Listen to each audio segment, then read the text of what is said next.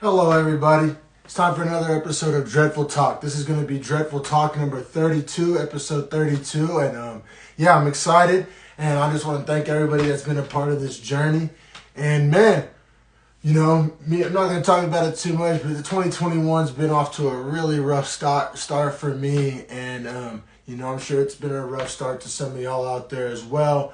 And, you just got to keep putting one foot in front of the other. I know that may be oversimplified advice or cliche or whatever, but that's what keeps me going, man. You just can't even let the thought of quitting into your mind, and you just got to deal with adversity and just put one foot in front of the other. There's something blocking your foot. You can step on it, you can step over it, you can step around it, but you still got to move that foot for the next step.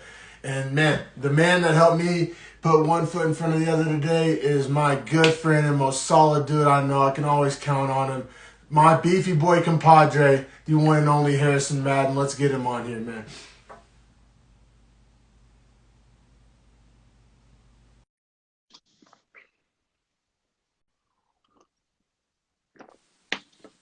Hey, how we My doing? man, doing good, bro. Now you pull my balls out of the fire, my guy. Appreciate it.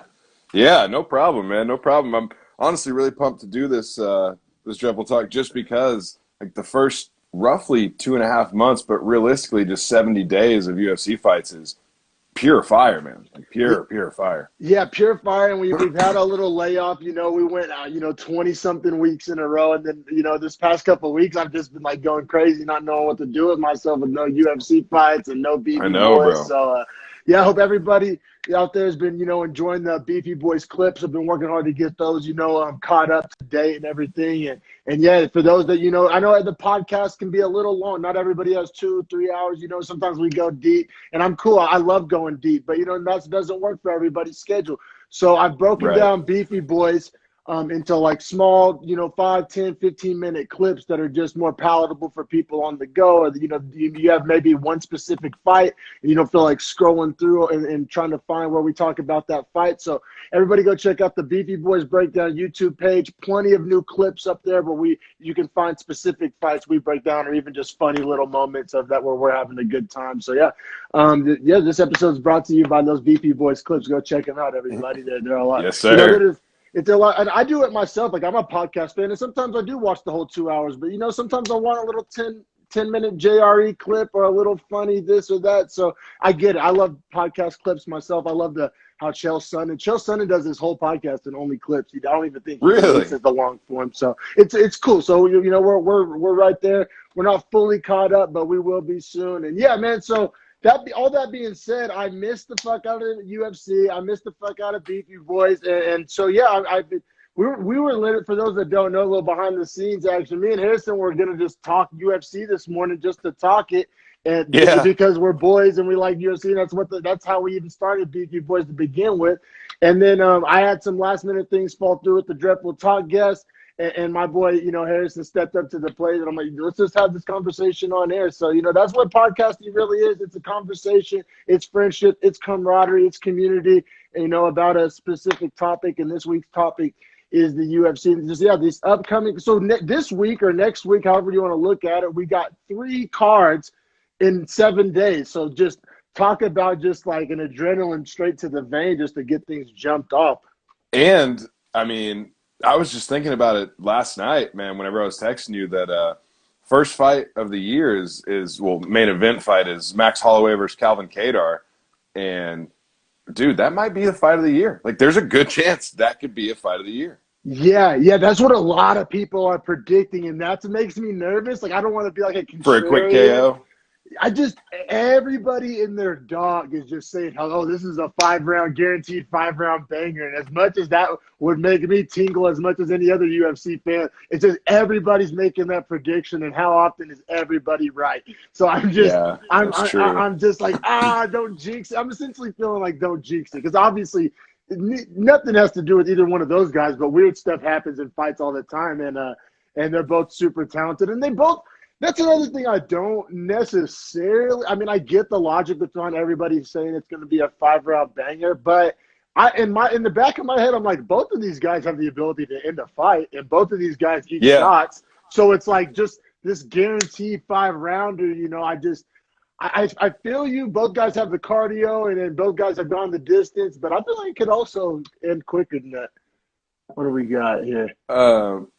Both never can take punishment. It's going to be the distance for sure. Yeah, yeah. See, and both guys have chins. That's a shout out to Shane. Thanks for your comment. You know, feel free to watch the shows live on IG. You can be a part of the action and have interactions like that. But yeah, great point. Both guys have chins and both guys have cardio. I think that's why, you know, the UFC math kind of points to a longer fight. But both guys are elite strikers, and both guys are like have kind of risky styles. And so the counter argument exists. I'm not saying that's the hill I'm dying on, but the counter argument to the long fight does exist. I will say that Calvin Kattar has one of the best 1-2s, if not the best 1-2 combination in all of mixed martial arts. So, I mean, he could put anybody out at any point with that. Yeah, and then you know, Holloway has crazy ass kicks, and we've seen a bunch of flash kick knockouts last year, and since we've been doing beefy boys. So yeah, man, I'm just saying, like, every time you think you have this squirrely ass sport figured out, you know, it likes to switch things up on you. I don't know. Whenever the general public's just super confident about something, I tend to pump the brakes a little bit. I agree with that. Yeah, it's same with football betting a lot of the time. You know, when everyone hammers the over, that game almost always goes under. And it's like, all right, that sucks because I'm always the guy hammering the over. Sometimes you got to zig when people are zagging. You know what I'm saying? But, yeah, we're going to talk some sports betting. We're going to talk some money lines. You know what? I don't want to spend too much time on it, but it is an interesting fight. I want to hear your opinion on it. We got two undefeateds matching up on leading up to the Holloway Kattar fight. Oh, yeah. Dusko Todorovic and Haley Soriano. Both guys undefeated. Todorovic a -160 favorite. Soriano +130 underdog. Todorovic has 10 wins. Soriano has 7. Soriano's a Dana White Contender Series guy. A couple middleweights. I don't know. I think that fight's going to be a lot of fun. So if you remember when Jamie Pickett fought against Nchukwi, and we were talking about how tough Pickett was, right? Well, that is who, not Todorovic, but that's who Punahele Soriano fought in his Dana White Contender Series fight was Jamie Pickett. He beat him and honestly did it a little bit better than Nchukwi did. So, like, it gives me a lot of interest in this fight. Well, and also he's 7-0 and Todorovic's 10-0, like you said. I honestly think Todorovic pulls it off. Yeah. Todorovic, however you say it. But I think that the difference can be if Soriano can get a takedown and hold Todorovic down. That's going to be where you see essentially the difference in the fight. Now, I think Todorovic can get back up, and he's a better striker overall. Yeah. And Soriano likes to strike and will wrestle out of necessity. But honestly, he's a really great grappler, so it's kind of to his detriment not to wrestle more. So I expect him to kind of keep doing that with, you know, he's 7-0, so I don't think that he's going to change a lot of stuff. Now, it has been 13 months since his last fight as well. Yeah, I think this is one that I could definitely see not going the distance for sure. Like, I don't know, as far as betting either guy, if you can bet the under 1.5, that might be a decent bet in this one. Because both guys haven't experienced a loss yet. And those losses are what create that tentativeness. So I really predict, you know, just full two bulls charging, two rams meeting in the middle of the octagon. And like I said, yeah, just when two undefeated fighters, it's usually all gas, no brakes. Now, I guess sometimes you have the reverse happen where guys are afraid to lose their record, or you know what I mean. But I don't see these guys don't strike me as that kind of guy. And they're both young. Yeah, super you know, young. like I think, and they're both in the UFC now, so it's kind of like it's time to either throw it or go home. So I think you're right. I think they're going to come out and really like try and raise the pace on both guys are going to do that, which always leads to fireworks. Yeah, for sure. But I definitely, you know, I'm kind of feeling Vegas on this one. Like I think Todorovic will, you know, I think he can, you know, get the win here. But, you know, it's kind of hard to predict those super young undefeated guys. He's my lean as well. But like I said, that's a hard fight to predict. And it really just comes down to if Soriano is going to be able to control him from the top. Yeah, and then I definitely don't want to spend too much time on this one, but I do want to shout out the young bull, Joaquin Buckley. He's fighting. I think he's getting essentially lamb to the slaughter. The UFC's doing him a favor, trying to build him up here with the Alessio Di Chirico fight. Di Chirico's on a 3-fight losing streak, and Joaquin Buckley likes to throw piss missiles. I think that this is a perfect parlay builder. Yes, sir. You know what I mean? Yes, sir.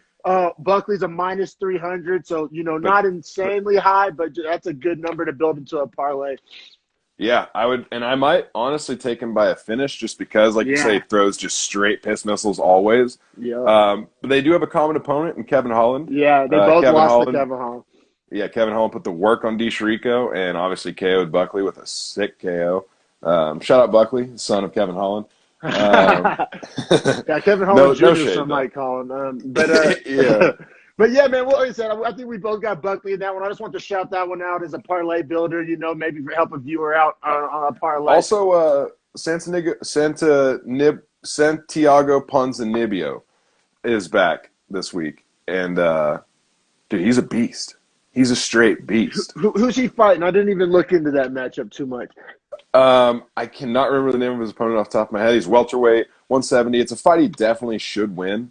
And it's a guy that's been pretty active recently. I just can't remember his name off the top of my head. I should have written it down. But yeah, Santiago Ponzinibbio, man, he throws straight missiles and he's aggressive as hell. So fun fight to watch. He is the third fight from the end, so the featured.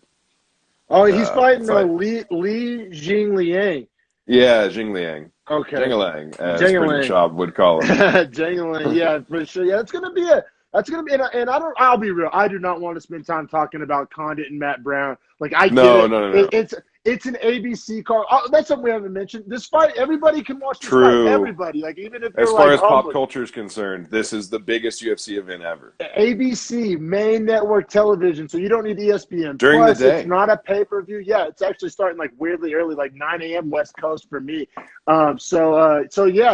Saturday morning cartoons. You get some Saturday morning ass whoopings if you're on the West Coast. And it's going to be a lot of fun because they're over there on Fight Island. That's why the time's so screwed. But, yeah, Condit's fighting Brown. They did that purely for name, like trying to, like, catch that. Trying to get the old like, oh, I watched this out. guy before. Like, I have heard of Carlos Condit. Like, I see what the UFC is doing there. But as far as my interest level in that fight, couldn't be lower.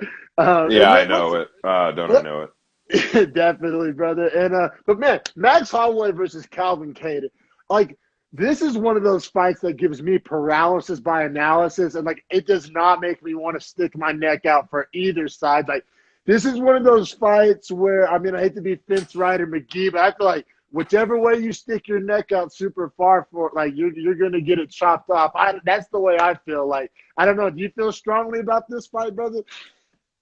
I don't necessarily feel strong, but I'm going to pick Calvin Kattar in the upset. I'm not going to say I'm confident enough to put that into a parlay. Yeah. But as far as a straight bet, I would put my money on Kattar this weekend. Yeah, no. And if you want my reasons, simply like we were talking about, everyone's saying it's going to go the distance. Well, he has the better finishing power between the two of them. So if there's going to be a finish, I think it's Kattar's, right? He's the bigger man. Right, and I also think that Holloway loves to be in the pocket and strike. Well, so does Calvin Kattar. Yeah. And if you look at his camp is New England Cartel with Tyson Chartier as the coach, which I forgot to put him on our awards list. He should have been at least nominated. With Rob Font. That's actually his training partner, who he's on Fight Island with him as his workout buddy. Rob Font looked tremendous against Marlon Moraes in his last fight. And so I think that these guys in New England Cartel right now are on a pretty good hot streak. So I like Kattar's chances, man. I honestly do. Yeah, so Kattar's the plus 120 underdog, and that's a good number. You're not sticking your neck out there too far. And then Holloway's the minus 150 favorite. I think it's one of those things. I started the day leaning kind of heavily Holloway, feeling pretty good about that. But then I was doing my research for this podcast, and the more I looked into it, the more I like Kattar. The only thing I can say is this is by far Kattar's hardest opponent, and it's a pretty significant jump in competition level. Yeah, Holloway has fought. Yeah, defenses to beat. Which also that's Kattar's last loss was a decision to Zabit, so he lost. And if you watch that fight, he lost the first round, got stormed, got blitzed. Zabit's crazy pressure. Second round kind of starts to get intermittent and tide changes, but still probably Zabit's round. Dude, third round, Kattar was walking him down, feeding him shots, almost finished him. If that's a 5-round fight, he easily wins in the fourth. So yeah, man. just something to consider. Context for sure. It's all about context. And speaking of context, Holloway's coming off of a 2-fight losing streak, but the 2 losses are to the champ Volkanovski, and he won the last fight. Exactly, he won the last fight. So man, the minute, that's what I'm saying, this fight, the minute I start to feel good about one of these guys, like the counter argument makes a fuck ton of sense too. Because like Kattar, he's on the rise. He's a physical stud. I mean, he has the finishing power. But like I said, I mean, this is the biggest stage. I mean, debatably, any UFC fighter's been on. If you're just talking like actual definition of the word stage. Oh yeah, and the ABC. And then on top of that, but like, and I said, the jumping competition is just so staggering. I mean, Kattar's last win and his most impressive win was over Dan 50K Ige, and that's a good win.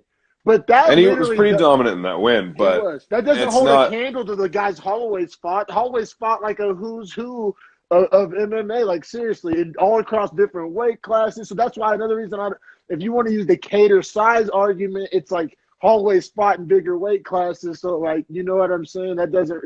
He's definitely, like, by definition knows how to handle size.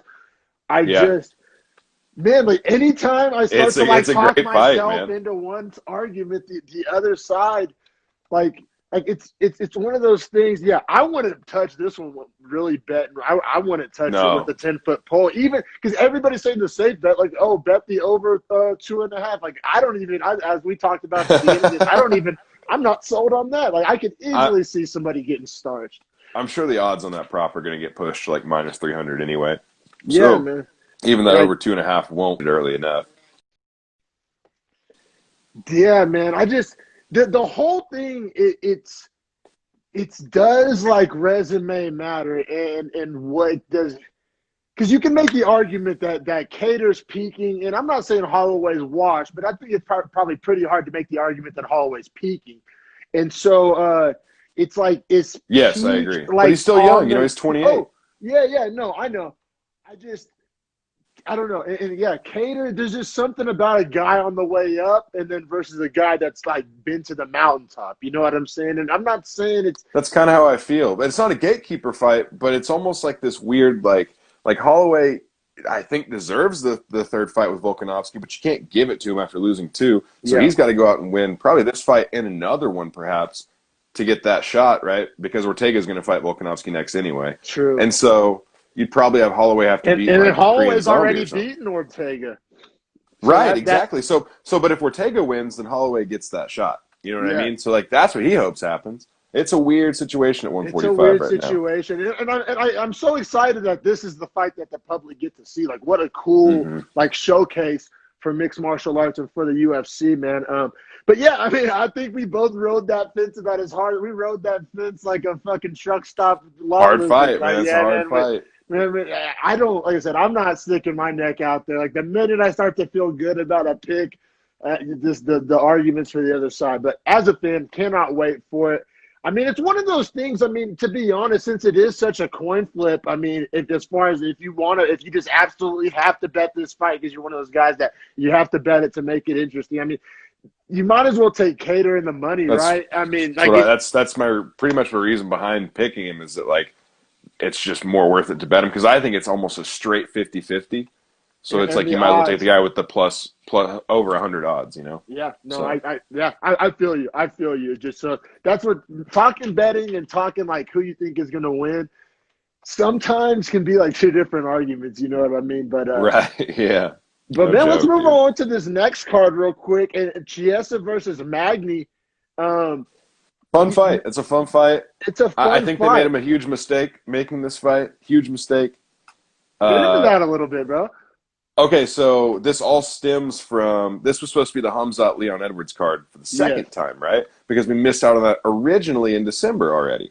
Well, we missed it in December because Hamzat got COVID, right? Yeah. And so then they put it in here for this January date. Well, apparently Hamzat got pretty sick and was having, like, respiratory problems, so he wanted to push it out further. And so then Leon was like, Leon's still saying, I want to fight. And then Neil Magny's sitting there saying, I want to fight Leon Edwards. I'll fight Leon Edwards. And Leon Edwards agrees, like, just over Twitter. Yeah, I'd fight you, Neil Magny. Like, whatever. It's all good. And then the UFC is like, nope, we're rebooking you for Hamzat because that's the fight we've got to make. So now they've rebooked it to the 13th of March. The Hamzat narrative is like this, like, kindling that the UFC has to, like, keep. But this can't turn into, like, a Ferguson Khabib No. kind of a thing. It No, can't it happen can't. like that. Like if No. this doesn't happen on the 13th, get off of it and give him someone else. Like you just can't Agreed. keep pushing it because we need to see Hamzat fight. We got to see him. He's so hot. He's such a big. You can't let the meteorite burn out. No, totally. Yep.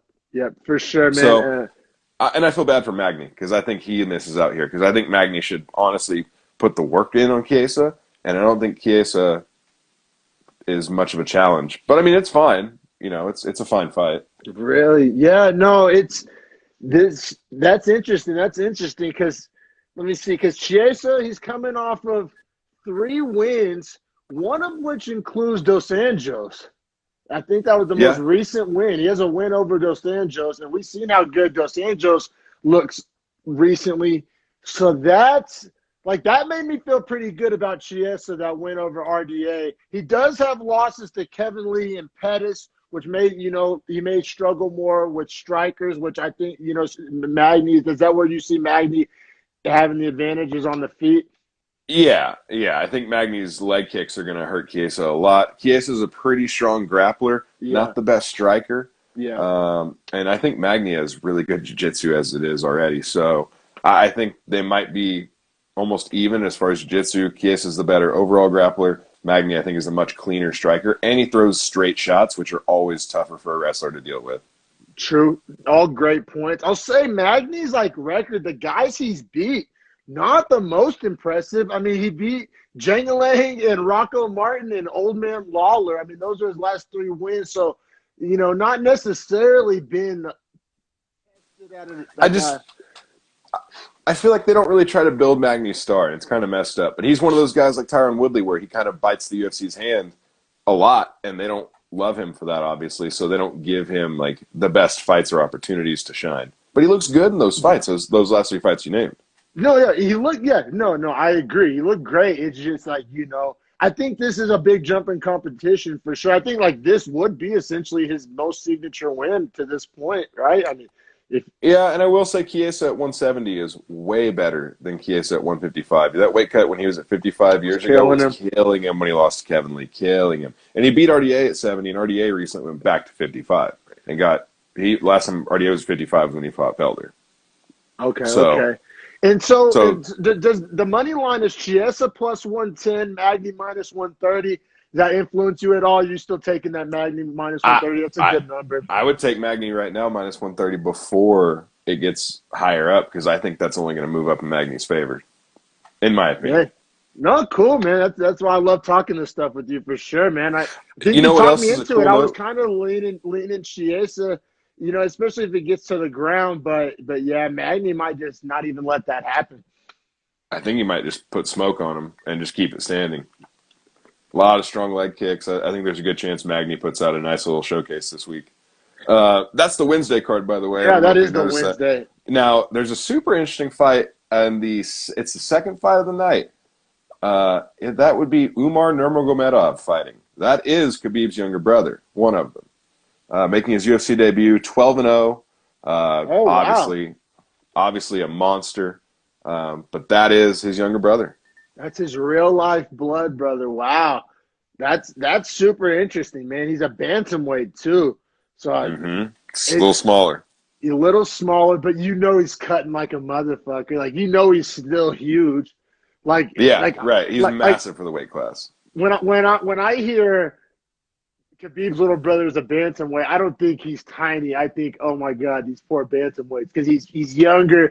I'm sure he probably won't stay in bantamweight, but he'll come murder a couple bantamweights and build it. I think that's probably the game plan. I think Umar eventually will move up to 45, and they have a younger brother named Usman, which is super confusing because sometimes they'll reference Usman, and I think they're talking about Kamaru, but they mean Usman Nurmagomedov. But they say he's the best of all 3 of them. Wow! For his skills at his age, right? Wow, the LaMelo Ball of the Habib family. No, which is crazy to think. So something else just real crazy, or just real quick, I want to get your opinion on Tyson Nam is dropping down to flyweight to fight Matt Schnell. I can't believe he can cut that weight. Yeah, that's what I thought, because he looks like a pretty decent sized bantamweight, and he's not the youngest guy. So part of me, and this is the part that it's impossible this is the part that it's like impossible to know is how a guy's weight cut is going, because it's one of those things where if the weight cut goes great, then he should murder this guy. But does the weight cut murder him? Like, Right. you know what I'm saying? I just you have Tyson Nam minus 130, Schnell plus 110. The thoughts on that one? You got a pick for that one? I mean, I like Tyson Nam, but it is just like you're saying, the question of like his advantage at 35 is also how fast his hands are. I don't know if that's necessarily an advantage if you cut 10 more pounds, because everyone else at 125 is going to be very fast as well. But I'm the most impressive guy. No, exactly. So I think they tossed him a pretty Tyson decent. Nam, I think.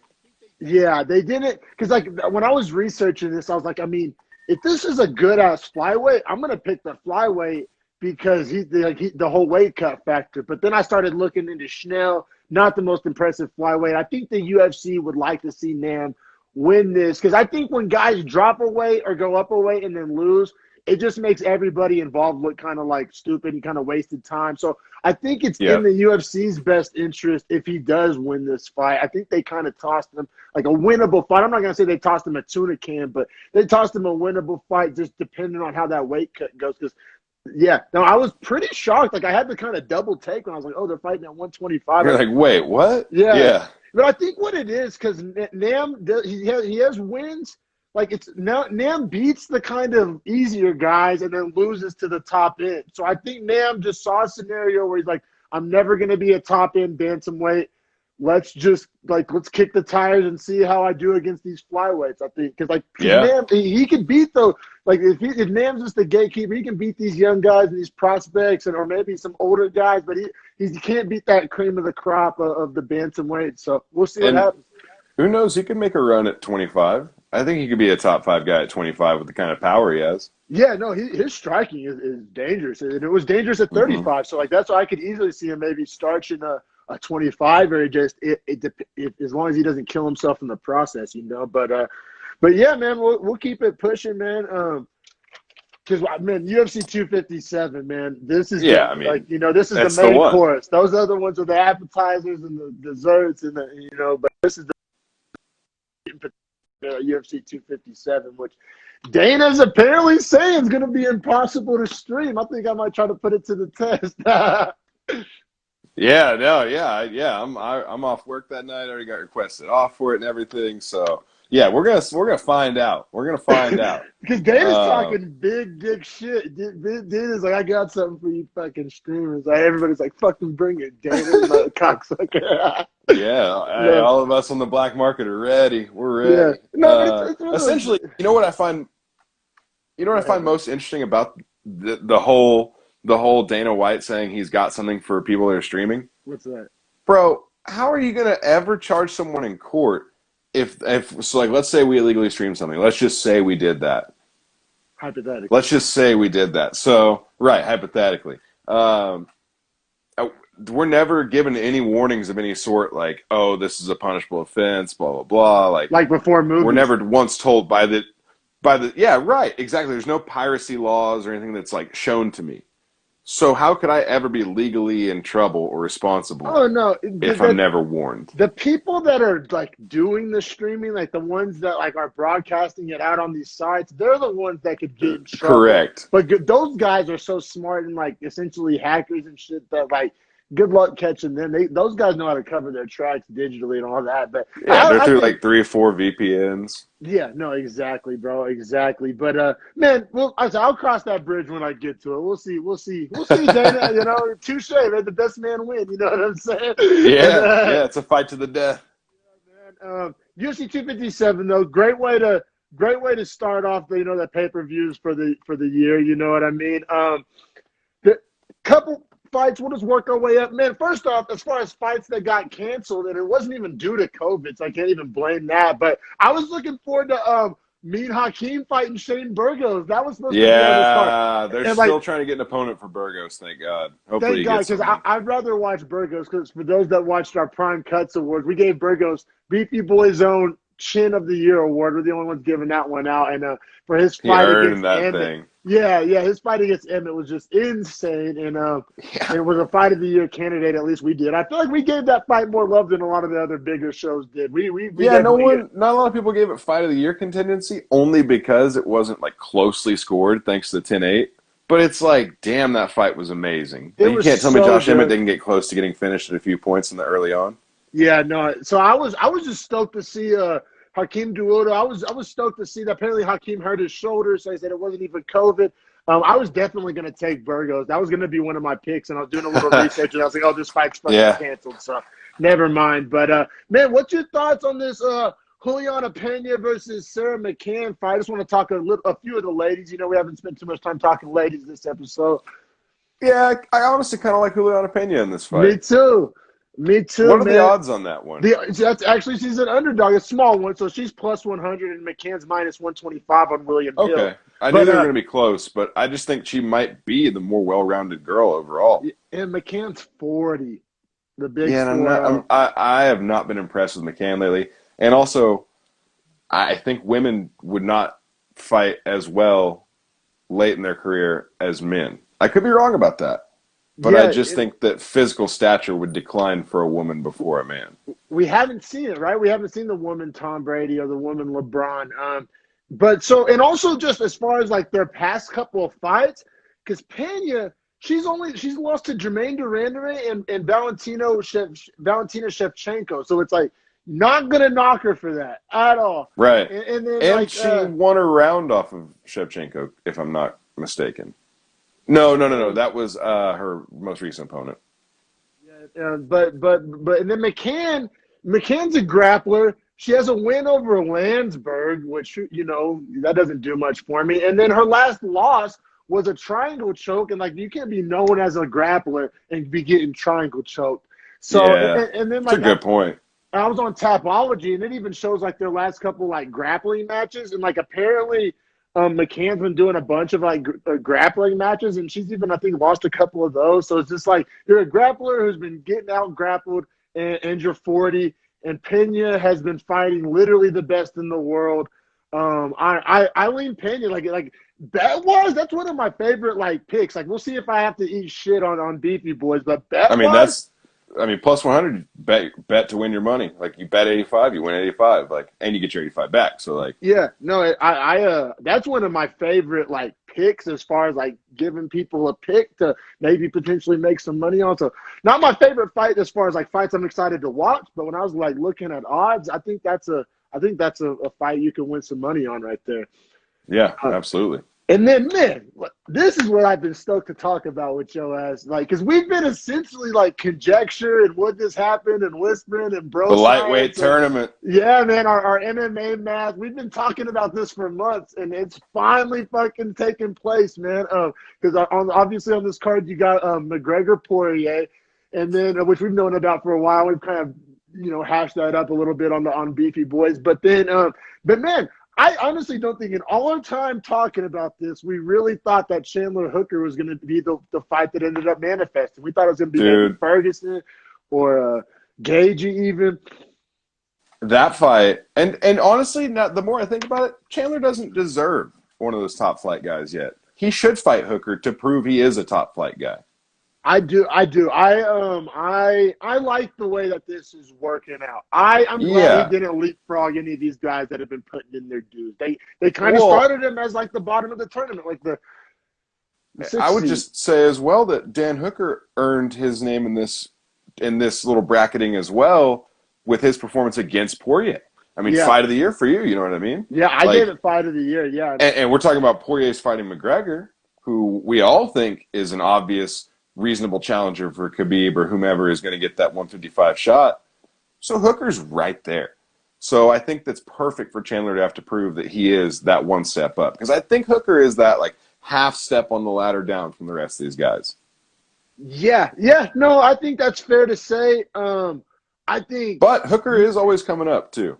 I think Hooker presents a matchup problem for Chandler, and I guess you could say the opposite, the inverse of that, and say that Chandler presents a matchup problem for Hooker because they're opposite fighters. Hooker is a violent striker with a gnarly chin that we saw on full display in the Poirier fight. Knees up the middle too. Knees up the middle. So if you're a shorter kicks, guy, a wrestler too, he's going to be shooting in, And then Chandler's only 5'8", and I think Hooker's like 6'1" or 6 foot. He's a tall guy. He's only 5'8". He's a wrestler. He's like everybody knows he wants to take it to the ground. He may, but Chandler also kind of strikes me as the kind of fighter maybe lets the ego wants to strike a little bit with him, which I think would be a mistake. And I think you're exactly right. I think the ego will make him strike with him at first. Mm-hmm. And Dan Hooker, man, that's a scary dude. And Eugene Behrman does not – he takes all the fights for his fighters. The fighters don't take the fights. So, Israel Adesanya doesn't make his fights. Eugene Behrman, their coach, does for them. So, they never take fights they don't think that they have a shot in winning. Well, do you know the odds on this one yet? Have you looked I do not, no. Dude, they're interesting as fuck. So, Hooker's the minus 150 favorite. Chandler's getting plus 120. Oh, I'm riding Chandler all day at plus 120. Because at plus 120, that makes this interesting. I might go put a ticket in today. Really? You're feeling That's strong. crazy. Because, at plus 120, this should be a minus 105, minus 115 kind of a fight. You shouldn't be able to win more money than you bet. I think that's going to get bet down. So, everybody, if you're a betting man watching this, you may be going to get while the getting's good, getting that number on Chandler. Because I thought the same thing. In my head, thinking about what'll take place in the octagon, I was talking myself into I like Hooker. And then you see that number and you're like, man, the better the scumbag. You're wait, hold on. Chandler. You're telling me that if I bet 100 on Hooker, I only win back $67? No, I'm good. I'll bet the 100 on Chandler and win the 120. And that's crazy. That's a crazy difference. You're almost getting spotted for the fact that it's his first fight in the promotion. They're definitely counting that against him. 100%.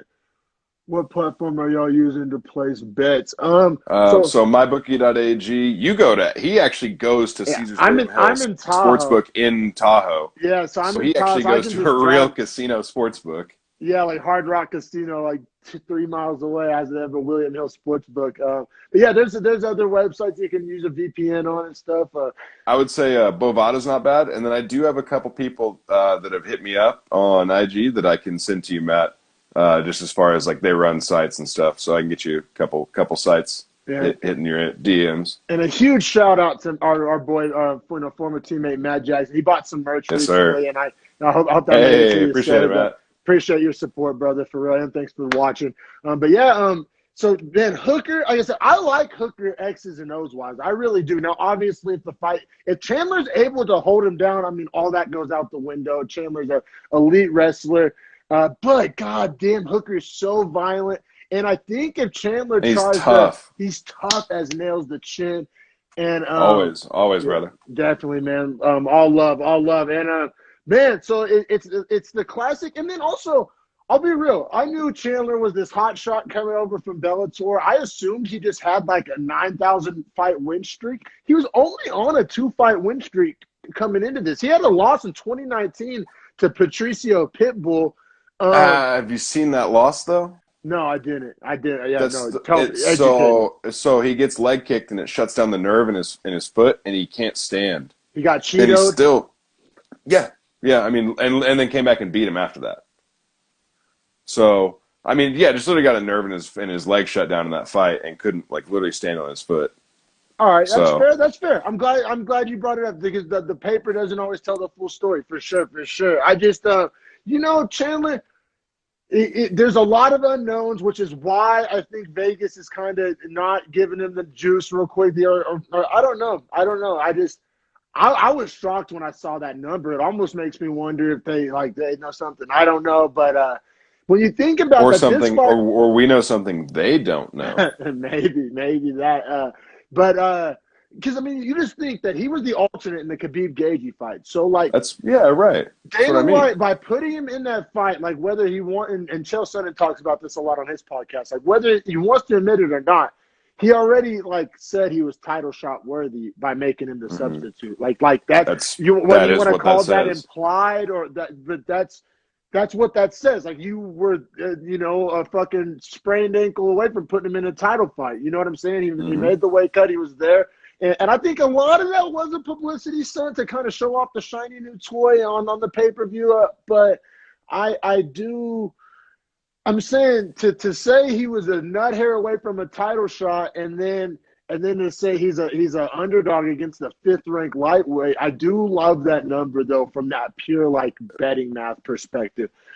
Yeah, I would just say to be able to be a title shot replacement guy and then not be the favorite against the number 5 guy, that doesn't mathematically make sense as far as, like, what I think Vegas would consider or what the UFC is considering. Like one of those sides is right and one of them is wrong. Well, the UFC is not going to put a guy into a fight that's a title fight against Khabib where they're trying to like sell pay-per-views if it's just going to be a walk-through fight. I mean, granted, Gaethje didn't present the most challenges, but no one really does. So they're not just going to like, you know what I mean? Yeah, no, I think like, that was more for Khabib's that... toe. I don't think that they really wanted Chandler in there against Khabib. I think they wouldn't have minded Chandler in there against Gaethje. Just my kind of 2 cents. And Khabib did have that sketchy toe going into that. I think he like always has a sketchy toe. He has like a fucked up toe. So that's like at any given moment, that could be a card blowing up disaster, that toe. So I think that was more of their thinking. Like I really don't think that they thought he would like present Khabib problems. But I just I have this thing, man, and maybe that's why I don't think I'm gonna bet this fight, because I just betting against a guy like Dan Hooker just would not make it doesn't feel good. Like it doesn't feel good, right? Yeah. Those are the bets you have to take. Those are the bets you have to take. Man. The ones that make you feel the most sick to your stomach are the ones you have to take. I feel you, because the minute you think you haven't figured it out, you don't. I feel you. I just betting against, that's a bad motherfucker to bet against. And I know Chandler, he's got that wrestling and the pedigree, and he's a champ and all that, but Dan Hooker has that chin and those fucking gorilla-sized nuts that he hauls them around in a wheelbarrow. In a wheelbarrow, yeah. Dan Hooker's awesome. He's awesome. He's got that city kickboxing coaching. You know what I'm Eugene saying? Behrman. But I love Chandler as a dude too. Like I've talked about that on the other podcast. He's a really cool guy. He's a really cool guy. He's a hard guy to root against too. Now, you wouldn't know that by his interviews, because I swear to God, I am so super sick cocky. He acts like he's already the champion at 155, and he hasn't even fought yet. He's gone on every podcast and said he matches up good with everybody that's ever put on a pair of gloves. Like, seriously, like, oh, yeah, I have a great matchup for Francis Ngannou. Like no, he obviously didn't say that. But, like, seriously, he goes on every podcast and just says he matches up good against everybody conceivable. And it's like sometimes, like, I would just like to hear him say, like, oh, we're about to find out, just I'm good, he's good, we're all good. Like, I don't know, the way he goes about it is just like, oh yeah, I'm a great matchup. Like, you can't, and he says the same thing, like, you can't be a great matchup for everybody. Like, you can say, like, someone has to be a bad matchup for you, Michael Chandler. Like, at what point do you have a bad matchup? Exactly. But he's also so confident in himself, I don't think he sees bad matchups. Yeah, and I don't think he's like lying. I think it's not false confidence. I think he really thinks that. But as far as me watching podcasts, like, I'm over it. Yeah, it's kind of cringy to have to watch. I definitely agree with that. No doubt. But man, so we keep calling it the lightweight tournament. Reason being, like, if you want to introduce the main event, because that's the co-main. Like, that easily could be the main event. Yeah, but I'm so stoked they added that to this card. Like, that juiced up this card a lot, because it's what this card needed. Yeah, this card, the prelim, there's going to be good fights. Like, anytime you try to doubt a prelim, it's going to give you bangers. So I'm not going to put my foot in my mouth there. But as far as, like, name power, as far as the prelims, I was like, I'm not really, like, I don't know. There's Khabib's brother and stuff. But I don't know. But they needed this other big fight, and they got it, and I'm super happy about it. But, yeah, essentially what's even cooler, I love when they put 2 weight classes on the same card, like when they put Moreno and Figueiredo on the same card, so that the winners, it matched up perfectly. And I think that's the same type of situation we have here. Or they're setting up for something like that, depending on how it goes, of course. But because we got the Conor McGregor who just got a shiny new diamond watch where when you push a button, people start fucking. I sent it to Harrison. It's on his Instagram. It's on his Insta right now. He has multiple watches. Have you seen Yeah. them all? It's like a set. Yeah, but what I was more paying attention to the fucking one. It's insane. Like the watch. Dude, the birds start pecking at the top. That was tight. That was such a tight watch. Young Matt, Conor McGregor, minus 300 favorite is what it's up to. Minus 300 favorite versus Dustin the Diamond Poirier. There's a plus 230 underdog. And the thing is, I agree with it. I think Conor McGregor is going to win this fight, but I may have a different reason than some other people do, or maybe it's the exact same reason. But I'm just saying, minus 300 against a savage like Poirier, that's a big number. But I mean, it's a big number. It's a big number. Like but they know it's just like the opposite of how Chandler being new to the promotion is like blatantly affecting his number. Like the fact his name, and they know that like every frat boy in America is going to go bet on Conor McGregor is juicing that number for sure. Like, does it show you what the opening line was on that? Because I want to say he opened at like 250 or 240. Like, yeah, I think it was as around big as 300. No, it's been bet up to 300. And obviously, there's so many fanboys out there that are like, "Oh, I'm going to go put 100 on Conor just because it's Conor," and it's like, yeah, I get it, but that's going to shift that line, you know. It is. You're not going to get a great value betting this fight unless you like Poirier, then get all the fucking value you want. Right. Well, if you like Poirier, wait until tomorrow essentially to bet him, and then bet him right after weigh-ins, because then if there's any sharp money that would come in on Poirier, that would work against you. So you might want to get it before that. But if sharp money comes in on Conor, I don't know. This fight's interesting to me as far as who I think even just wins it. So hear me out real quick. Hear me out. So Poirier, I don't know if you saw, he went on Theo Vaughn's podcast. It was dope. He did it like a weight room. It was fire. But what I don't like about Poirier's like approach to this fight, and I get it. He's a dog. He's not scared of anybody. His whole strategy is to let Conor touch his chin. And I think that may go down as a terrible check the box for terrible strategy. Have you heard him talk? He's like, I want us to both be bloody. And he was kind of describing the Nate Diaz fight, except for this fight is taking place at 155. And I just think like Poirier, and I get it, it sounds good on the podcast, and maybe that's not his true X's and O's strategy, and maybe you're just saying that. But if that really is his approach to this fight, then I'd like Conor at minus 1,000, because if his plan is to just like blatantly like exchange with Conor and like you don't trade with Conor McGregor. It's the one guy at 55 you do not trade with. That math doesn't work out. 1 for 1, you lost because Conor's one is harder than your one. And his left hand is legit a piston. Yeah, man. And so like it has nothing to do with about like who they fought or who's peaking or even I'm not even really factoring the rematch factor that much. Like just me, because it's not the only time that he said that. Poirier, I think he's had an interview with Ariel where he said something similar. Like he's been going around all these media days and all that saying, I want a war. I want us to both be bloody. I want to see who, reach down, who has more heart. Well, it's like, dude, Conor can turn your fucking lights off to where nobody's questioning your heart, like Dustin, like nobody. Like we all love you. We all love watching you fight. We all love you watching you on podcasts. Apparently you have a good hot sauce. But what I'm saying is, Conor can remove the heart, like good dude, badass fighter. Like, he can just end the conversation. Like, you know what I'm saying? Like, I just think his approach of going into this fight with just like what sounds like letting Conor touch his chin and trading with him, like as much as I just rode Dan Hooker's like dick for striking, like Conor has that light switch shut off that even Dan doesn't have. Yeah, but what if Poirier is on his I just can't remember this coach's name ever. He used to coach at Texas Tech and Washington State.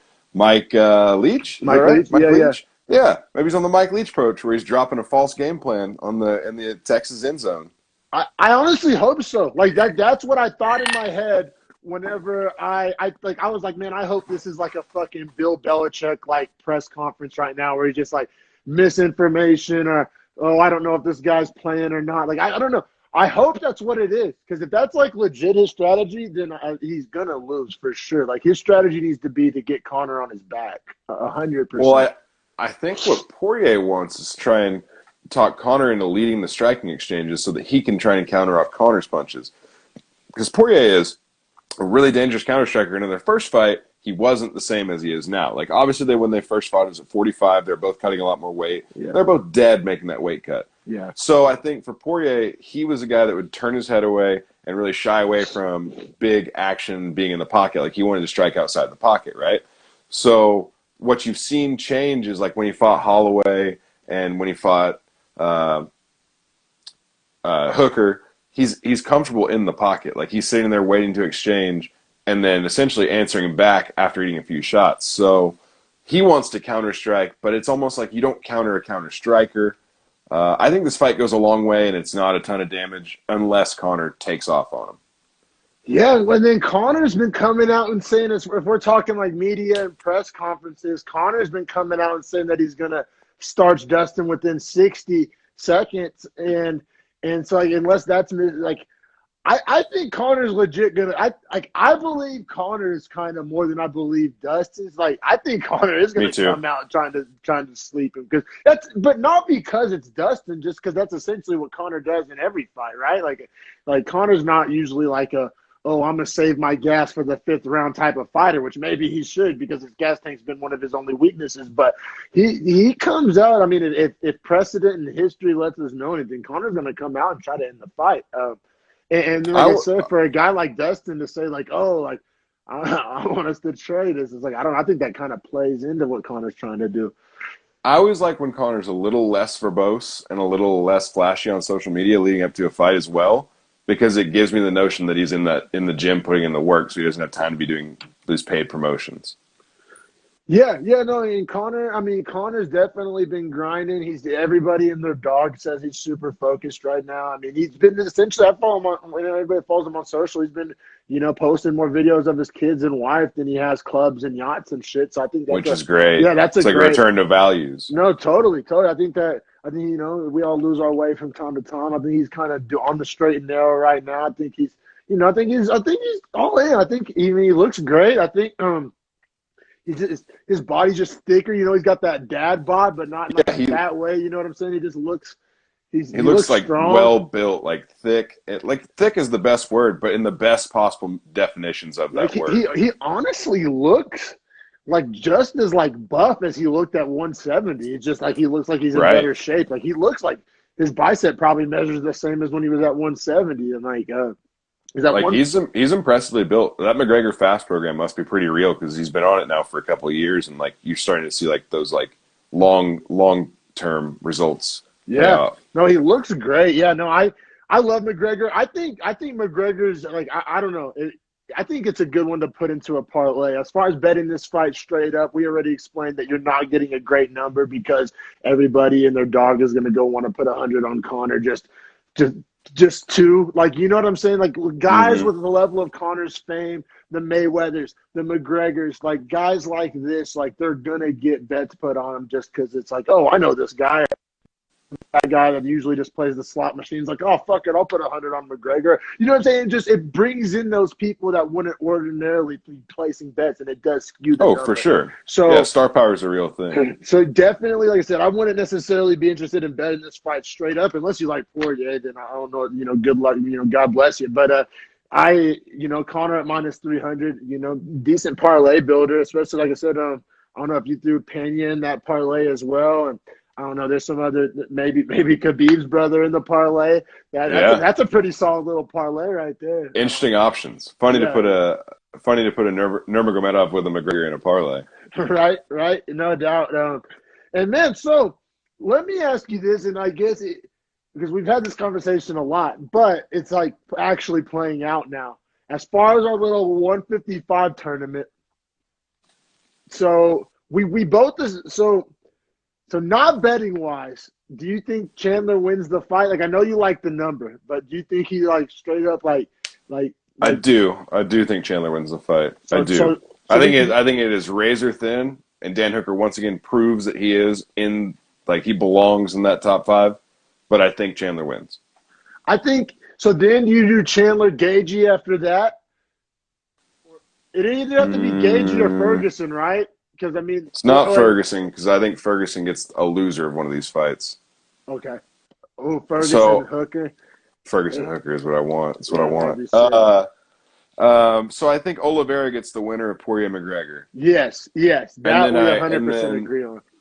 And then I think that leaves Gaethje to get the winner of Chandler Hooker, which Yeah. the UFC hopes that Chandler wins, I assume, so that Chandler then fights Gaethje, because that's a fight that they've been wanting to make anyway. Yeah, that they would want be McGregor sick. to win, so that McGregor can then fight Oliveira, or potentially leapfrog all that and get straight to Khabib. I mean, a Conor win gets him further than anyone else can possibly get. I don't know, man. And I've always thought that Khabib was going to stay retired more so than you. I think Oliveira gets starched by Conor if they fight. Yeah, I mean, obviously, if it stays on the feet, that's like the classic. Like that's almost like the Chandler Hooker fight. If you think, you know what I'm saying, as far as like where it ends up, kind of determines the outcome of it, in my opinion. But man, that's so because Khabib. The thing is, I think that Khabib doesn't want to fight Conor. I mean, he's openly said it, and I mean, he's proven himself to be an honest guy. Like the money, he's already like the money fight of McGregor. He just doesn't like McGregor, like how he carries himself as a man and shit. And so McGregor, I think, said that shit about his wife. So Khabib openly says that he doesn't want to fight McGregor again. And Khabib's essentially beating these other guys with the exception of Chandler. And it's one of those things where he doesn't want to fight Conor, but Conor may end up proving himself the most worthy of the fight when all the dust settles. And I think that could just like lead to Khabib staying retired. I don't know. Like I think that it's so frustrating because Khabib's also said that none of these other guys interest him. Like that's one of the main factors of him retiring. I know he said his mom and shit, but he's since then. He's been mainly talking about how he's beat them all. They don't really do much for him. It doesn't excite him. Yeah, he's not excited. There's no reason for him to do it. And then so like the only new blood in all this that could really change his mind would be if Chandler just hypothetically just absolutely like starches, like makes Hooker not even look like he needs to be in the same cage with him, does the same thing to Gaethje, just like beats Gaethje like worse or just as bad as Khabib did, then I mean, the argument could be made that's something fresh that could maybe excite Khabib. But Khabib, like I said, I have no reason not to take Khabib at his word. And I know Dana's having this meeting with him in Abu Dhabi and going to try to, pull all the car salesman tricks. But I just think with a guy like Khabib, like he's openly said it's not going to be money that gets him back. It's not going to be the Conor rematch that gets him back. And none of these other guys excite him. So, I mean, like I said, the only kind of variable that Khabib hasn't factored in, like I said, is if Chandler looks like a world beater and just, I don't know. What do you think about that little theory? I mean, that's pretty true, I think. So that was the other side of the coin, is that Khabib stays retired. Well, then I think that if that is the case, that you have to make McGregor Oliveira for the title. Yeah, that would be fun. Or Poirier Oliveira. I don't want to just assume, but the way I see it playing out, McGregor Oliveira. Yeah, because Oliveira's grappling just throws in that X factor to where he won't be favored really in any of those major fights, but he easily he can finish all those guys. Like probably I don't know the weird kind of like video game simulator in my head kind of it's not the fight the fans want to see, but the weird like matchup in my head, the Oliveira Khabib like grappling matchup. Like I guess I don't think I do want to see that one. Yeah, like I don't think he does. Like I don't think he out wrestles him. Or does it turn into a slugfest with the two grapplers?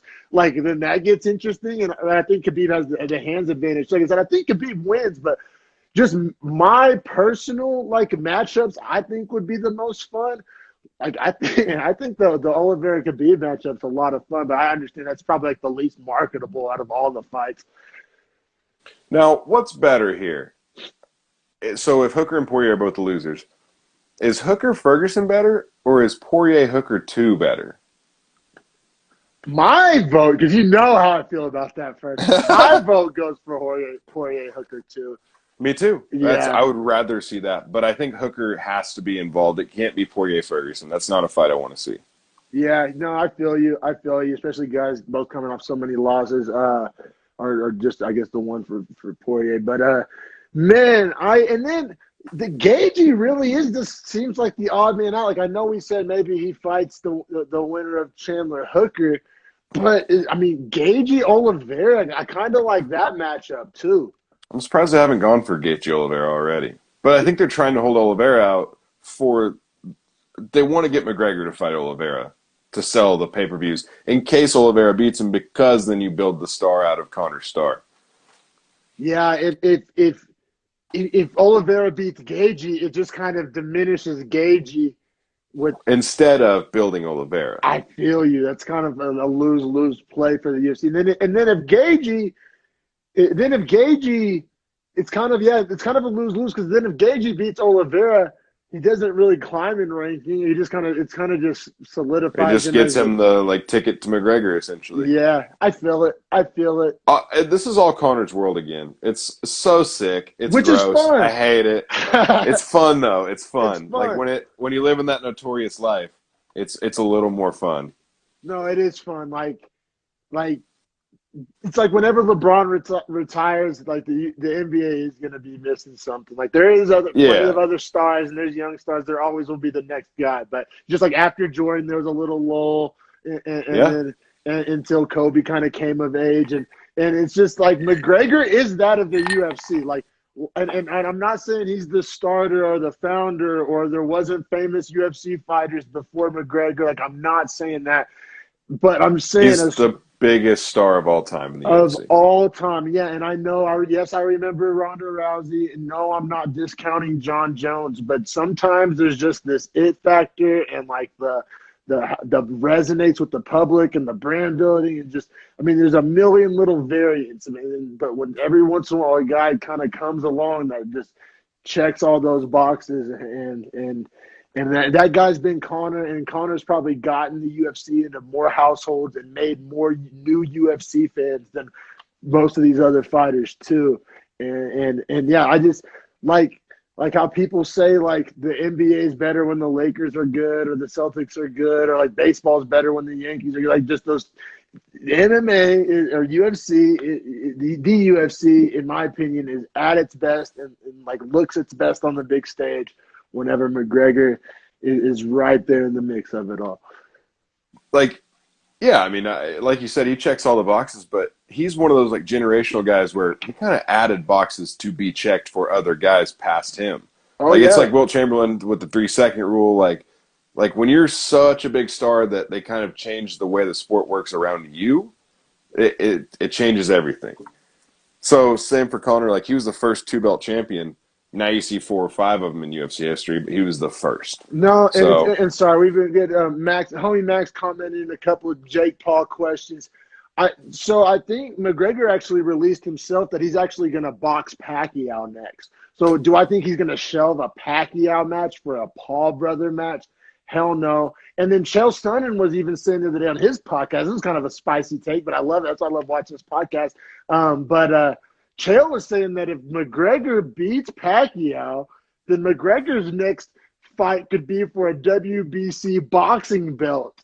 And he could but he is going to get worked by Manny Pacquiao.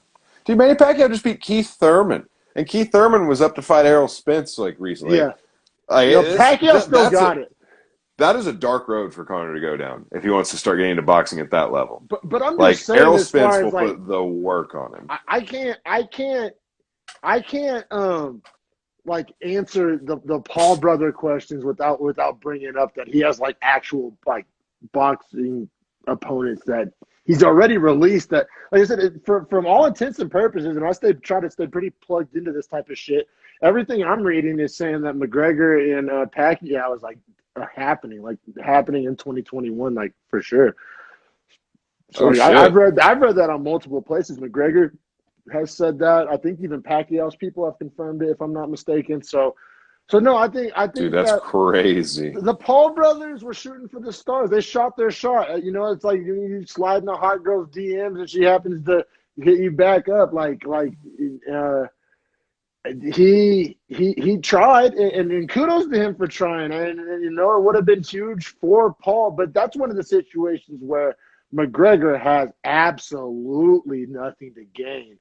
And of course, Other than Paul. money, but he's McGregor's more of a reputation fighter. Like he likes to be the guy to do something first, or to be the guy Yeah, that like becomes a what legend. You don't become a legend by fighting for just the money.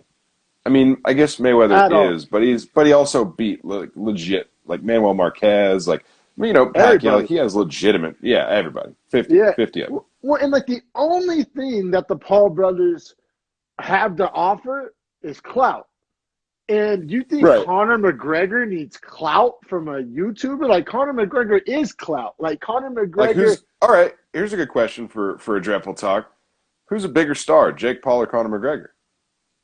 I'm gonna say Conor McGregor, but I'm also I not mean, a 12-year-old girl. Like I bet if you polled like a it's middle fair, school or a high school or even maybe but a like, college campus, like you may have a different answer. But me just being like balls deep in the sports world, like that's the you know what I mean. I'm gonna say McGregor, and, I just feel and like if I went to 50 random people in a city, say Norman, and I yeah, said, "Do you know who Jake Paul is? Do you know who Conor McGregor is?"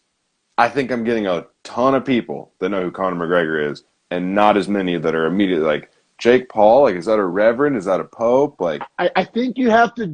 I think it would all have to do with the demographics, though. Like if you're talking like like like it depends. Like 18 and up, I think you're right. But like if you're including like middle and high school kids in that poll, I don't know, bro. I don't know. I think. but like, who's gonna buy that pay per view? Is it the high school kids or is Oh it gonna no, be the 18 and up? 100%. It's going to be the 18 and up. So yeah, Absolutely. so like McGregor's the A side, so I don't think he gains anything. Like at least Mayweather's the A side. Like Pacquiao McGregor, they're kind of both A side in that because Pacquiao's star is so big in boxing Yeah, as well. and he's saying that that Paul's fighting Mayweather. Yeah, but Mayweather's like sold his soul so long ago that like Mayweather would fight like a retarded donkey for $50 million at this point. Like you know what I'm saying? Like I don't know. Like Mayweather has. There's only one box to check, and it's the money box, and that's cool. That's Well, and the why. wins. He won't take a fight he can lose anymore. Exactly, which is so if you want to pay me $50 million to win, sure, and then I'll go back to like running my brothel in Las Vegas.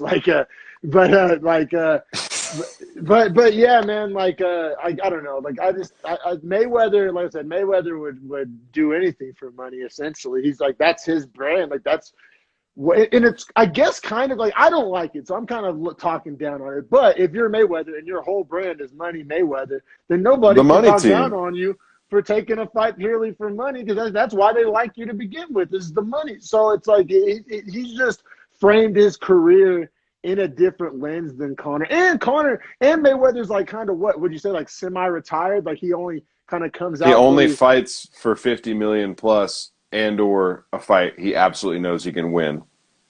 yeah, and so it's not like he's like really actively on the circuit and shit still. Connor's like actively chasing a lightweight UFC belt. And he's by all accordingly, I'm not saying this is my opinion or I think it's a good idea. I'm just saying by all sources I'm seeing, he's chasing a WBC belt as well. So like I don't think he would like, take time out of that to fight a YouTuber. And I know they're saying like, oh, I'm not a YouTuber, I'm a real boxer. And it's like, cool, bro. Yeah, It's like, well, and I know he says I'm not a YouTuber, I'm a real boxer. Hey man, you have 2 professional fights. Like I need to see you get to like 12 professional fights before I say you're a real professional yeah, boxer. and there's Mexican restaurants in like Noble, Oklahoma that claim to be real Mexican food too. You know what I'm saying? Like I don't, Bingo. like I don't, yeah. So I Some mean, things just aren't as authentic as they seem. yeah, man. And so it's like, man, maybe I'm the wrong podcaster to ask about the whole Paul brothers situation because like I'm so far out on all that shit, and like I've spent the past year essentially more than just a year, but especially this past year since we did Beefy Boys, just falling in love even more so with combat sports and just like everything about combat sports. I love it. I respect it. It's like this really just one of the last few like sacred things left. I feel like, and then here come the Paul brothers to just bukkake all over it. Like I just don't feel like it's something that should be like made a mockery of. And like, I just don't like what it's doing. And you can make the argument, oh, it's bringing new fans, but it's like, if they're fans of that and that's not the real thing, then are you making new fans? You know what I'm saying? Well, It's like I would argue, how sad is boxing that it's dominated by waiting 18 months to see the matchups you want at the actual top of the food chain for real boxers, or it's just the actual fights that sell pay-per-views that are just garbage fights. There's no coverage in between.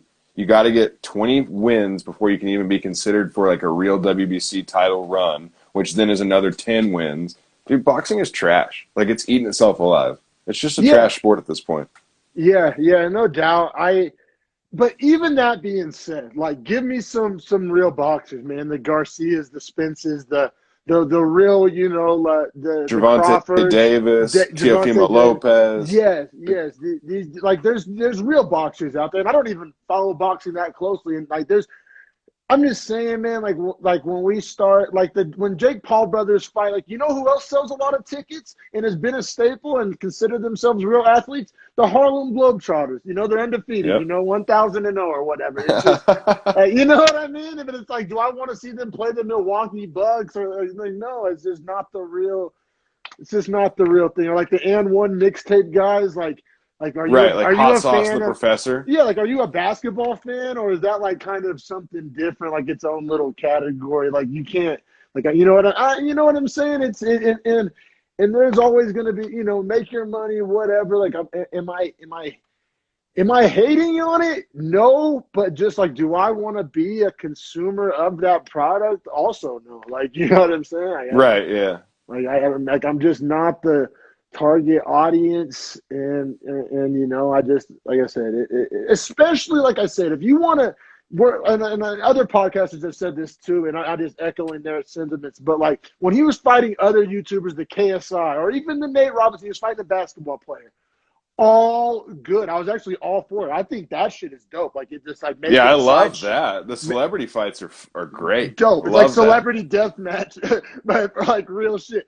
But the minute where you try to blur those lines and cross-pollinate and like, oh no, I'm a real fighter, and then he's doing little slick shit too that like people that know fighting, like, it's obvious as fuck. He's like he wants to box Ben Askren and Dylan Danis, like guys who are only grapplers. So it's who can't throw hands for shit. That's like saying challenging fucking Boban's like 8-foot tall ass to a 3-point shooting contest and be like, oh, I can beat an NBA player in a 3-point shooting contest. Like, dude, he doesn't shoot threes.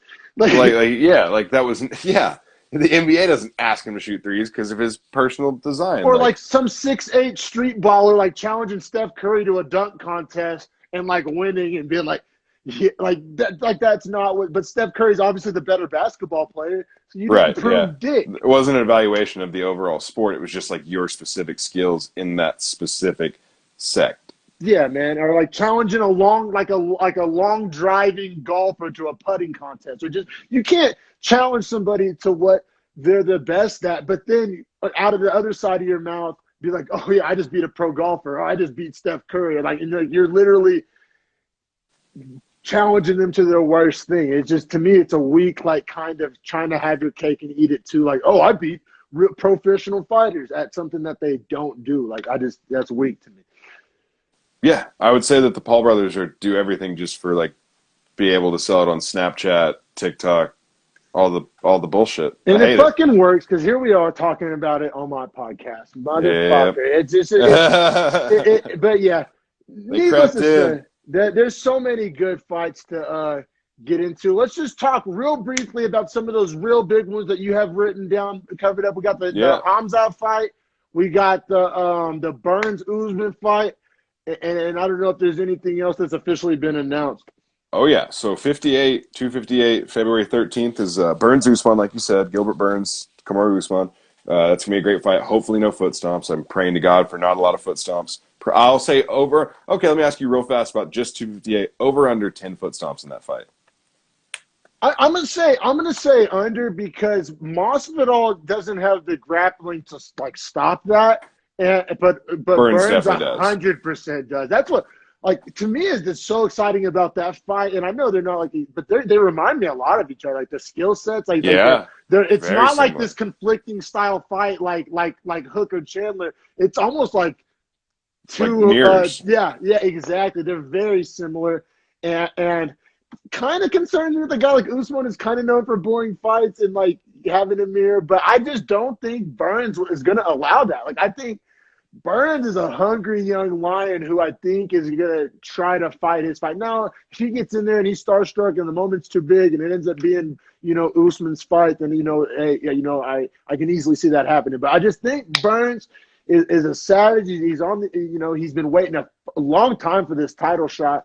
And he's the clear-cut deserving, contender that earns it. Because a lot of these times when the guy gets a title shot, it's kind of some controversy of like, oh, did he leapfrog this guy? Or like when Moreno got hosed, or you know what I'm saying? And it's like, but this fight, everybody acknowledges like this is the fucking fight, and that's what you're talking about. Boxing's whack because they don't make the fight happen. UFC once again making the fight happen, and I love it. Always. Yep. That's always what they do. Speaking of which, 3 weeks after that, on March 6th, UFC 259 happens, which we have Israel Adesanya versus Jan Blachowicz.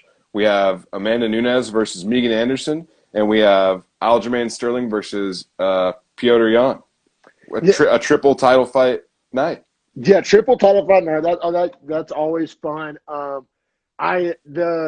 Izzy Yan thing is so fun. The 185 champ going up to fight the 205 champ. I mean, just so much fun. Like that's like some video game shit. That's like some barbershop, like stoner, like UFC fan fiction playing out before our eyes. You gotta love it.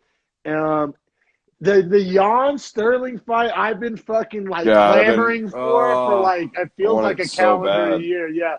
It was already it's been postponed once. I'm just salivating at the mouth for this one. And then what was the third one? Nunez and Nunez. Amanda Nunes and Megan Anderson. And Megan Anderson and yeah, I mean Nunez staple. We expect GOAT level performances from her. It's one of those things where it's hard for me to get excited about a Nunez fight. It's almost like it's hard to get excited about a Shevchenko fight. It's like I kind of think I know how this movie's going to go, but I mean, I'm not saying Olga doesn't deserve the title shot. She's going to show up ready to go. Anything can happen, but Nunez is just such a fucking staple. Like when you go get a quarter pounder, you know what that shit's going to taste like. You know what I'm saying? Yeah, that's exactly right. That's exactly right. She is consistent. And then a week after that, you have Khamzat and Leon. Khamzat and Leon, man. I'm obviously that's another one UFC fans have been clamoring at the mouth for. It's gonna like kind of just there's two camps of UFC fans. You're either all on the Khamzat hype train, or you're rolling your eyes saying, "I've seen this story before." Another young hotshot, and this is just the classic make or break moment of how legit is Khamzat. It's just the ultimate, not the ultimate test, because obviously you can go on, for much bigger things, but it is that fork in the road moment for Khamzat of like just how good is he? The level of competition jump that everybody's been begging for. We're finally getting it, and just the added suspense. I'm all in. I'm all in on the Khamzat hype train. Oh yeah, I'm all in too.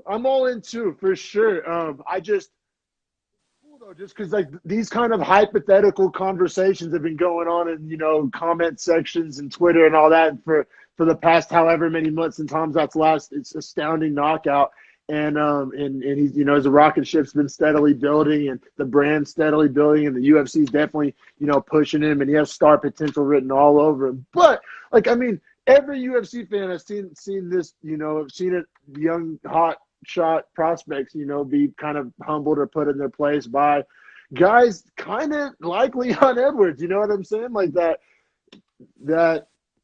upper echelon, but not just the kind of, I guess if you want to say gatekeeper, I think Leon doesn't want to be viewed as that. And shout out to Leon for stepping up to the plate and accepting the fight, even though it's been postponed 9,000 times. Like it was rumored that a lot of guys turned down the Khamzat fight and didn't want that smoke. I mean, I thoroughly and cannot wait for it. We're going to be definitely all pumped up, cranking up shoveling coal into our hype trains, and just cranking that thing. Yeah, for sure. Cranking the hype train. I mean, your thought, do you see any, I mean, you can even go back on all those fights we just covered. Like, What out of those? What are you looking forward to the most? Do you see any upsets happening, or just let's hear some beefy Harrison takes? Man, so I think Izzy Jan is what I'm most looking forward to. Oh, okay. I think Israel wins. I think he's the two-belt champ, 85-205, which has not been done before in the UFC, Yeah. so that'll be sick. I'd say I'm least excited for Burns Usman, as crazy as that sounds. Kamaru has just kind of lost me as a fan, man. Like It has his potential to style, not be a fun fight to watch, which right. also means it could be the funnest fight ever. Could be a banger. Yeah, but I feel you. The potential exists for a snoozer in any Usman fight. I think that's fair to say. Which is unfortunate. Yeah. I would say what's just crazy to me, man, is like this is the first from today to the day after Hamzat Leon when we do that Beefy Boys episode. That's 59 days, counting today. So inside of 2 months, we get all these fights we just talked about. Yeah, so what a way to open the year, man. I can't wait till the vaccine gets more prevalent and we get fans and we get to just have more interaction. Some fans are they're having some fans. I mean, obviously not a lot. It's like social distance and stuff, but they're going to have some fans at these fights. Let's go. Yeah, Let's go. So heading in that direction for sure. You know what? I guess upset pick or hot take or whatever. I've said it like 9,000 times already. I'd say Sterling beating Jan. If Sterling's the underdog, I'm all day on Sterling. I think he should be the favorite. I'm riding that. Instead of hype train, it's the backpack. I'm rocking that Sterling backpack. The human backpack, baby. Backpack train. I mean, Jan, obviously, hell of a boxer, hell of a puncher. I mean, I'm not saying like some people like to call him paper champ. I'm not going to take those shots, but I do think that Aljo's grappling is going to be too much for him. I think it's a way harder matchup than Aldo. I think that, Sterling's been just chomping at the bit, waiting in the weeds, as they say, and it's strike time. I just think that it's a whole new ball of wax, can of worms, what insert term here. I just don't think Jan has seen the level of grappling that Aljo's going to throw at him. Aljo's a cool dude too, man. Like it's easy to cheer for Aljo. Super easy guy to cheer for. Very 100%. Real, very down to earth. 100%, man. But yeah, for those of us that enjoyed this podcast, we have news for you because there's a whole podcast of just me and Harrison talking UFC, Beefy Boys Breakdown. We do have a YouTube page where we put all the video, and then we do upload the audio to all your favorite audio podcast platforms. So really, wherever you like to enjoy your podcast, you can find Beefy Boys Breakdown, where it's me and Harrison. And that's where we talk about what actually took place instead of just projecting and conjecturing about what may take place. The Beefy Boys Breakdown, we actually hard facts, react, what happened, what does this mean for the division, that type of shit, as opposed to, making predictions and talking as much betting as we did here. But, this was episode 32 of Dreadful Talk. And go follow Harrison at Harrison_Madden on Twitter and Instagram. And we have a Beefy Boys Breakdown Facebook page and at Beefy Breakdown Twitter. We have, thanks so much, brother. I am stoked for these upcoming fights. Yeah, me too, MMA man. Fans and UFC fans, you should be too. So yeah, man, we'll be back at you with more Beefy Boys real soon, and I cannot wait for Saturday morning. Instead of Saturday morning cartoons, we get Saturday morning ass whoopings, yeah. I know, man. Can't wait. Appreciate the invite on the Dreadful Talk, bro. Thank you so much, my guy. Pull my balls out of the fire. You have a great day, bro. Always. You too, man.